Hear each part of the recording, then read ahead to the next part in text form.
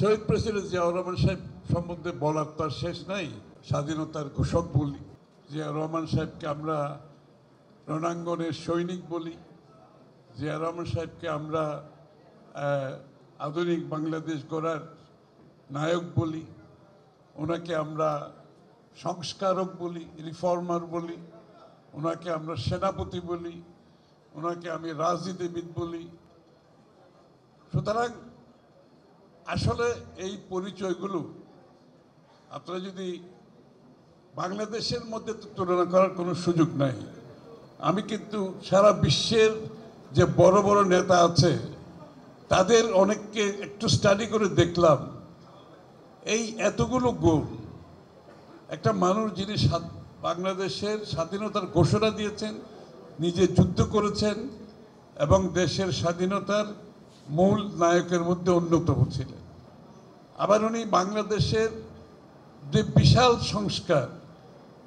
সংস্কারগুলোর নায়কও কিন্তু উনি বাংলাদেশের জাতীয় সত্তার যে বাংলাদেশি জাতীয়তাবাদ, একটা দেশ যখন তার জাতীয় সত্তা নিয়ে একটা ক্রাইসিসে ছিল, বাংলাদেশি জাতীয়তাবাদের মাধ্যমে উনি আবার জাতীয় সত্তা দিয়েছেন।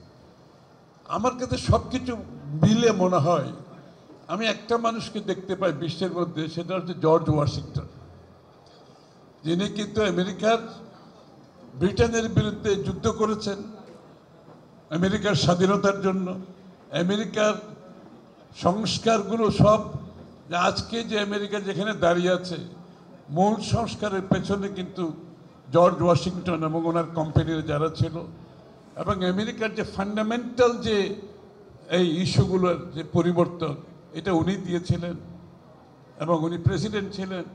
তো আমি দেখি আসলে বিশ্বের কিন্তু এই কম্প্যারিজনে জিয়াউর রহমান সাহেবের দেশে তো নাই, বিশ্বের মধ্যে খুব বেশি নয় নেতা কিন্তু আপনি খুঁজে পাবেন না। আমরা কি ওনাকে বাংলাদেশের নেতা বানিয়ে রেখেছি?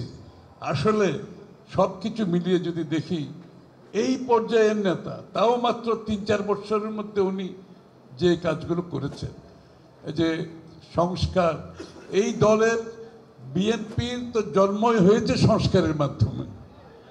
তো যারা সংস্কারের কথা বলছে আমি তাদেরকে বলবো একটু বিএনপির জন্মটা কি কারণে হয়েছে এবং সেখান থেকে যে সংস্কার আজ পর্যন্ত হয়েছে।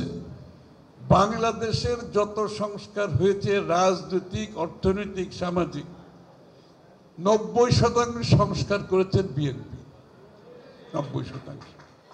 তো সুতরাং আমি বলতে খারাপ লাগে যে আমাদেরকে অনেকে এখন সংস্কারের সবক দিতে চায়। 6 বছর আগে দেশনেত্রী বেগম খালেদা জিয়া ভিশন 2030-র মাধ্যমে যে সংস্কারের কথা বলেছে, যে 2 বারের অধিক প্রধানমন্ত্রী থাকতে পারবেন, এটা 6 বছর আগে, কিন্তু 2 বছর আগে না, 6 বছর আগে। 2 বারের বেশি প্রধানমন্ত্রী থাকতে পারবে না, 2 কক্ষ বিশিষ্ট সংসদ, প্রেসিডেন্ট এবং প্রধানমন্ত্রীর ক্ষমতার ভারসাম্য 6 বছর আগে বলেছে। এবং হাসিনা পরবর্তী যে বাংলাদেশ হবে সেটাকে মাথায় রেখে কিন্তু আমরা দেশনেত্রী বেগম খালেদা জিয়া এই কথাগুলো বলেছে। এই সংস্কারগুলো দরকার হবে আগামীর বাংলাদেশে। তো তারা সেই কথাগুলো আজকে আমাদেরকে বলতেছে, আমাদের কথা ওরা আমাদেরকে আবার বলতেছে, আবার সংস্কারের সবক দিতেছে। এর থেকে দুঃখজনক আর কিছু নাই। এটা হলো সংস্কারের ব্যাপারে। আরেকটা শুনতেছি আমি ইদানিং যে মুজিববাদ, জিয়াবাদ। এবার জিয়াবাদ আপনারা কোনোদিন বলেছেন কেউ? আমি তো কোনোদিন জিয়াবাদ বলি নাই। মানে এই আবিষ্কার কে করলো? যে বিএনপি যে জিনিসটা আবিষ্কার করতে পারে নাই, যারা বিএনপির বিরোধিতা করছে তারা জিয়াবাদ আবিষ্কার করে ফেলল। আমরা জিয়াউর রহমানকে কোনোদিন মহামানব বানাই নাই। আমরা 3 বার ক্ষমতায় ছিলাম। জিয়াউর রহমানের পোস্টার লিফটার এয়ারপোর্টে দেখেছেন কোনোদিন? কোনো বিশিষ্ট জায়গায় জিয়াউর রহমানের ছবি দেখেছেন? আমরা ক্ষমতাকালীন সময়ে আমরা কি জিয়াউর রহমানের মূর্তি বানিয়ে রাস্তায় দিয়েছি? জিয়াউর রহমানকে আমরা আমাদের দলীয় চর্চার মধ্যে জিয়াউর রহমানের জিনিসগুলো আমরা আলোচনা করি। কিন্তু রাষ্ট্রীয় পর্যায়ে বিএনপি 3 বার ক্ষমতায় থাকতে রাষ্ট্রীয় পর্যায়ে জিয়াউর রহমান নিয়ে আমরা জিয়াউর রহমানকে মূলধন করে রাজনীতি করি নাই। আমি পরিষ্কারভাবে বলতে চাই, তো যারা জিয়াবাদ আবিষ্কার করতে চায় তারা উদ্দেশ্য বোধহয় ভালো না, কারণ যখন কিছুই খুঁজে পায় না তখন ওদেরকে এই ধরনের কিছু কিছু আবিষ্কার করতে হয়। আমাদের রাজনীতি হচ্ছে বাংলাদেশ স্বাধীনতা সংগ্রাম, স্বাধীনতা পরবর্তী উন্নয়ন সংগ্রাম, এগুলো তো ইতিহাসের উপর ছেড়ে দিতে হবে। ইতিহাস কথা বলবে। আমাদের সমস্যা হয় কি, যখন রাজনীতিবিদরা ইতিহাসবিদ হয়ে যায় তখন এই সমস্যা। বিএনপির রাজনীতিবিদরা ইতিহাসবিদ হতে চায় না। পরিষ্কার করে বলতে চাই, আপনারা তো সব বিজ্ঞ, আমার চেয়ে অনেক বিজ্ঞ মানুষ, জিয়া পরিষদের সব আপনারা নামি দামি শিক্ষিত সুশিক্ষিত মানুষ, আমি তার বলার দরকার হয় না। আমরা রাজনীতিবিদরা ইতিহাসবিদ হব না। আওয়ামী লীগের লোকজন ইতিহাসবিদ হয়েছে, আর এখন দেখা যাচ্ছে নতুন নতুন ইতিহাসবিদ বের হয়ে যাচ্ছে। এরা আবার নতুন নতুন ইতিহাস আবিষ্কার করতেছে। এই হলো ইতিহাসের কথা। আর একটা কথা বলে আমি বক্তব্য শেষ করে আমাকে যেতে হবে, সেটা হচ্ছে যারা আজকে সরকার গঠিত হয়েছে প্রফেসর ডক্টর ইউনূসের নেতৃত্বে, আমরা সমস্ত জাতি, সমস্ত রাজনৈতিক দল, বাংলাদেশের সকল মহলের সমর্থনে কিন্তু এই সরকার গঠিত হয়েছে। তাহলে তাদেরকে মাথায় রাখতে হবে, তাদের আচরণে কথাবার্তায়, যে আমরা সকলে মিলে সকলের সমর্থনে এই সরকার গঠিত করেছি এবং এই সরকারকে আমরা সমর্থন দিয়ে যাব।